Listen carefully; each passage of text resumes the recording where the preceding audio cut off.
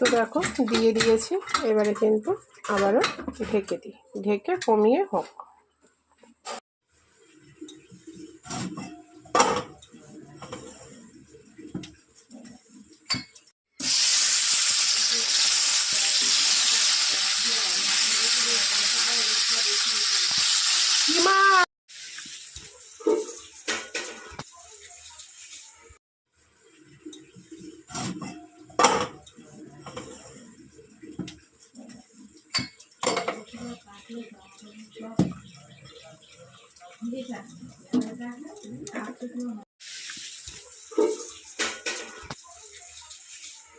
তো হাই বন্ধু, good morning, welcome back to my channel Dipika Dutta and Joyguru. তো অনেক দিন পর আমি ভিডিও বা ব্লগ নিয়ে আসলাম, কারণ প্রচুর সমস্যার মধ্যে আছি, তোমাদেরকে একটা সময় জানাবো। তো দেখো মাছটা ফ্রিজে থেকে কেমন বেঁকে গেছে। তো ভাবলাম সানডে আছে, তো চলো আজকে তোমাদের সাথে একটা ব্লগ শেয়ার করি। তো দেখতেই পাচ্ছ ভাত নেমে গেছে, আর এই দেখো এখানে দু রকম মাছ, ছেলের জন্যই পেটি আর পোনা মাছ। এটা তোমাদের দাদাভাই খেতে খুব ভালোবাসে। তো চলো, তো বন্ধু কড়াতে বসিয়ে দিয়েছি, কড়াতে তেলও দিয়ে দিলাম। তো যাই হোক, তেলটা গরম হোক। তো বন্ধুরা এই কড়াতে কিন্তু আমার তেল খরচটা অনেকটাই কমেছে। তো বন্ধু দেখো তেল কিন্তু খুব সুন্দর গরম হয়ে গেছে, এবারে কিন্তু আমি মাছগুলো ছেড়ে দেবো।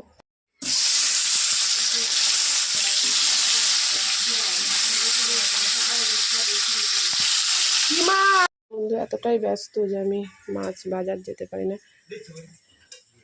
তো বন্ধু একটু মাছ নিলাম, আমার তো বাড়ি থেকেই নিতে হয়।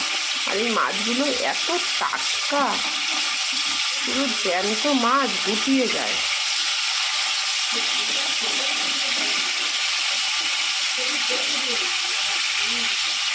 এত সুন্দর টাটকা মাছ না। তো অনেকদিন পর তোমাদের সাথে ব্লগ শেয়ার করছি। প্রচুর সমস্যা, কি সমস্যা সেটা তোমাদেরকে অবশ্যই জানাবো। তো সেই কারণে কোনো রকম না, আমি শর্ট ভিডিও দিয়ে আমার চ্যানেলটাকে এগিয়ে নিয়ে যাচ্ছি, তোমরা আমার পাশে থেকো করে।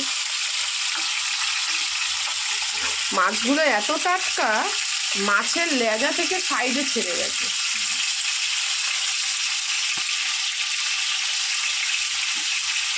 মানুষের যখন বন্ধুর সময় খারাপ যায়, বিপদ আপদ আসে, তখন কিন্তু মানুষকে চেনা যায়।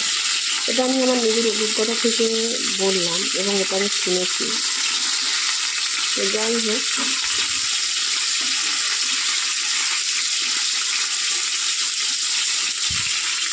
তো বন্ধুরা তোমরা কেমন আছো আমাকে কমেন্ট করো।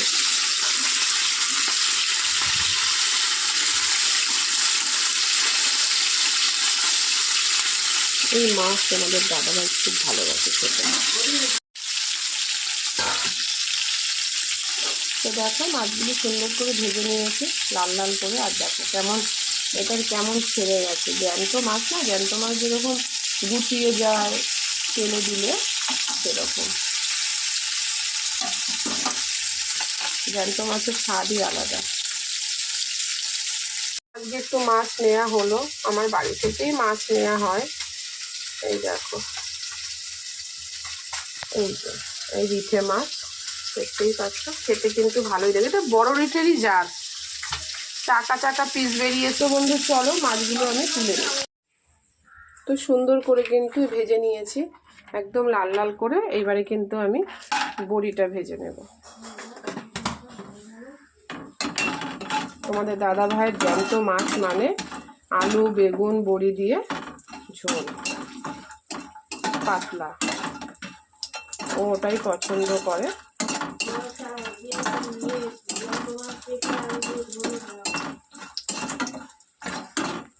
তো বন্ধু একটু আদা পেস্ট করে নিই, চলো। তো বন্ধু এই দেখো কাঁচা লঙ্কা আর আদা পেস্ট করেছি, জ্যান্ত মাছ যেহেতু। আবারও কড়া বসিয়ে দিয়েছি। তো 2-4 গোটা জিরে দিলাম।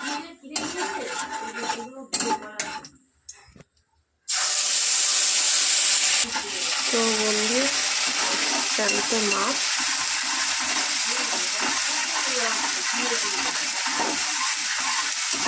এতে কিন্তু দারুণ লাগে। তো এটা আদা লঙ্কা বাটা অল্পই দিয়েছি,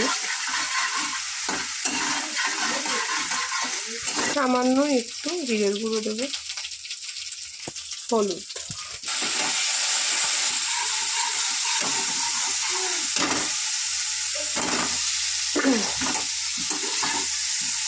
তো বন্ধু, আমার ওয়াচ টাইম আর কি, প্লিজ তোমরা আমাকে সহযোগিতা করো।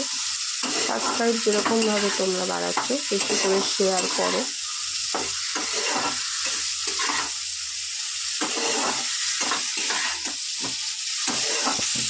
কারণ তোমাদের ভরসা, তোমাদের ভালোবাসাতে কিন্তু আমি এতটা এগিয়েছি, সবটাই তোমাদের। বাকিটা আমি জানি তোমরাই এগিয়ে নেবে।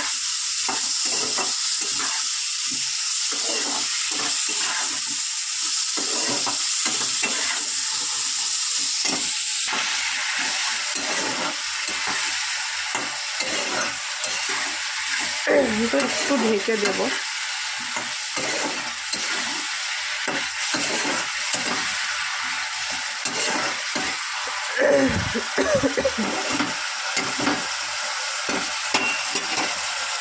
কমিয়ে ঢেকে শুধু এটা একটু হোক। আর মাছ বড়ি এখন দেবো, ওটাও এখন দেবো না, দিলে একদম গলে ঘ্যাট হয়ে যাবে।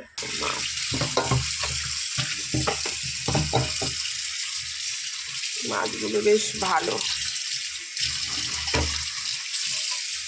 ভালো বড় বড় চাকা চাকা পিস বেরিয়েছে, ভালো করে ধুতে হবে।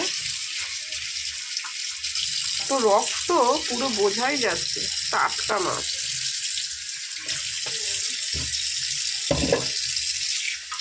চলো মাছটা ধুয়ে। তো বন্ধু, এটা মোটামুটি কষা হয়েছে। এর মধ্যে কিন্তু আমি এবার সিমটা দিয়ে দেবো। জ্যান্ত মাছের ঝোল 12 মাসই ভালো লাগে। এই যে গরম আসছে, গরমে তো ভালোই লাগবে, কিন্তু এই ঠান্ডাতেও কিন্তু ভালো লাগে। জ্যান্ত মাছের তো স্বাদটাই আলাদা না। পড়া চলে যাচ্ছে, এক হাতে করতে গেলে একটা ইম্পসিবল ব্যাপার হয়ে যায়। তো বন্ধু কষে গেছে, এবারে কিন্তু আমি জল দিয়ে দেবো। মাছ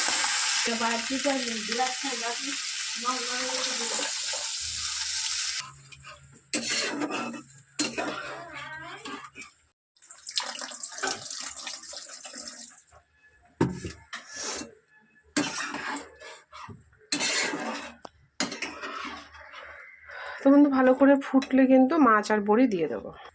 তো বন্ধু এবার একটু ঢেকে দিই, তারপরে ফুটে গেলে টকবক করে এই মাছ ভিজে রাখা আর বড়িটা দিয়ে দেবো। কিন্তু মাছের ঝোল কিন্তু একদম টকবক করে ফুটে গেছে। এবারে আমি ভেজে রাখা মাছ আর বড়িটা দিয়ে দেবো। তো দেখো দিয়ে দিয়েছি, এবারে কিন্তু আবারও ঢেকে দিই, ঢেকে কমিয়ে হোক।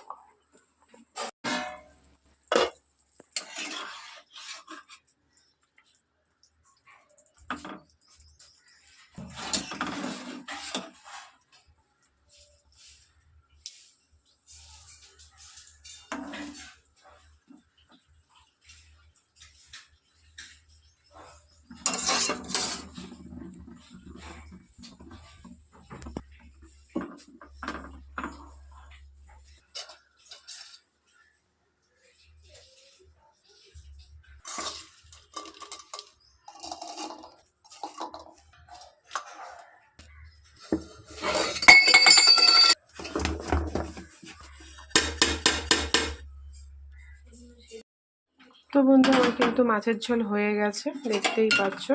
এবার আমি নামাবো, এটাকে নামিয়ে নেব। আমার যেহেতু স্ট্যান্ড নেই, তার জন্য আমাকে ভিডিওটা পজ করে তারপরে নামাতে হবে, তারপর তোমাদেরকে দেখাচ্ছি। তো বন্ধু এই হলো একদম জ্যান্ত মাছের ঝোল।